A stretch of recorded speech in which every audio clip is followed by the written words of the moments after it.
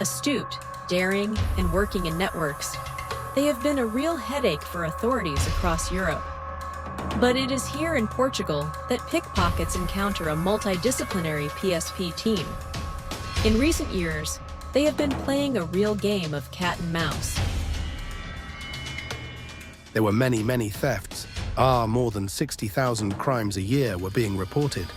And this need to create specialized teams dedicated every day to fighting this phenomenon. The victims are the tourists of the capital. A backpack on their back is the most sought-after treasure. But whatever is at hand, if they believe the suspects do not plan their actions, they always belong to organized groups, and these groups, mobile groups that roam all over Europe.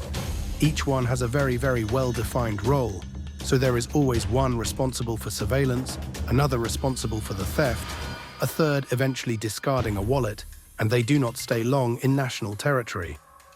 Precisely to avoid the justice, imposing heavier penalties on them or coercive measures. When they are arrested, one is mistaken.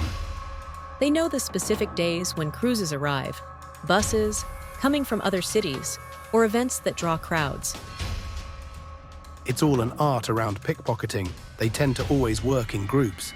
So that, and they have the comfort of having a person who is in charge of just and only watching for police pursuits of the group working on the street. So committing crimes, then we have the person who has the skill and ingenuity enough to open a bag, a backpack, whatever it is, and take out belongings without the rightful owner noticing. Rare are the days when they cannot catch someone red-handed during one morning. 2 suspects were chased by lunchtime. They were already detained. They were detected in the São Jorge Castle area, and from that moment, they made 2 or 3 attempts in that area, and later they got into a taxi, which took them to the Cais do Sodré area. So always closely followed by this brigade, and we managed to confirm the theft. A Chinese citizen, we confirmed the theft. When one of them went to a trash can to dispose of the material evidence, and that was the moment we decided to approach all of them. And together. The suspects pretend to be tourists. Sometimes they wear hats, scarves, or carry maps, which are then used to cover their arms at the moment. They attempt the theft.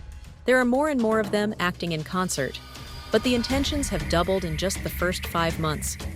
This year, the PSP had 60 pickpockets identified, more than 200 suspects, twice as many as last year, which put Portugal in the world's spotlight. Now it is foreign police who are asking for cooperation from these teams during the Euro Cup. Part of the Portuguese team was sent to Germany in this short period. They already had 5 pickpockets, one of them already known and referenced in Portugal.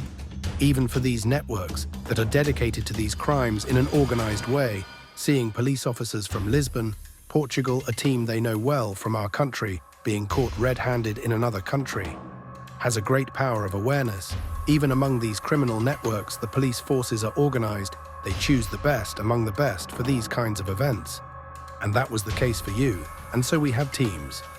At this moment, we are going to have upstream, and I hope to continue to have these teams working abroad.